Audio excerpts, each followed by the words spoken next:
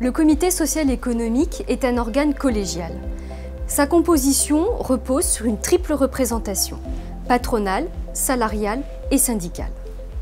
Siège d'abord au comité le chef d'entreprise. Il le préside avec l'assistance éventuelle de 3 collaborateurs, salariés de l'entreprise. Il peut être représenté par un salarié choisi librement, titulaire d'une procuration express et spéciale. Siège ensuite au comité des représentants du personnel. Est élue une délégation du personnel composée d'un nombre égal de titulaires et de suppléants, déterminé en fonction du nombre de salariés, sachant que ce nombre peut être augmenté par voie conventionnelle. Parmi les représentants titulaires, le CSE désigne le trésorier et le secrétaire de l'instance. Siègent enfin au comité des représentants syndicaux, à raison d'un par organisation syndicale représentative dans l'entreprise. Ils n'ont pas de droit de vote, mais ils sont l'œil et la voix du syndicat qui les a désignés. Leur influence sur les délibérations peut, à ce titre, être plus forte que ne le laisse présager leur absence de droit de vote.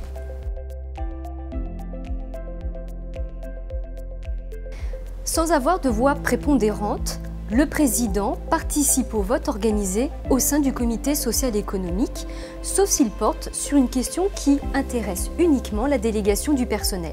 Le président établit l'ordre du jour des réunions du comité avec le secrétaire. Il le communique aux membres du comité et convoque ces derniers. Le secrétaire est l'organe majeur du CSE. Il établit conjointement avec le président l'ordre du jour des réunions.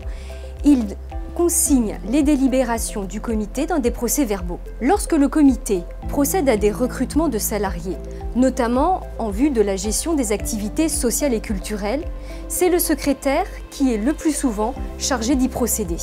Le secrétaire administre les affaires courantes du comité, veille à la mise en œuvre des décisions de ce dernier et archive les documents que le comité reçoit. Quant au trésorier, sa présence est limitée aux entreprises d'au moins 50 salariés.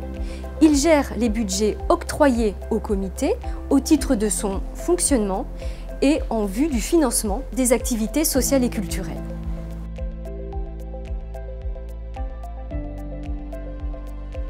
Le comité social et économique est doté de la personnalité juridique lorsqu'il est institué dans les entreprises d'au moins 50 salariés. La question de sa représentation dans la vie juridique se pose avec acuité.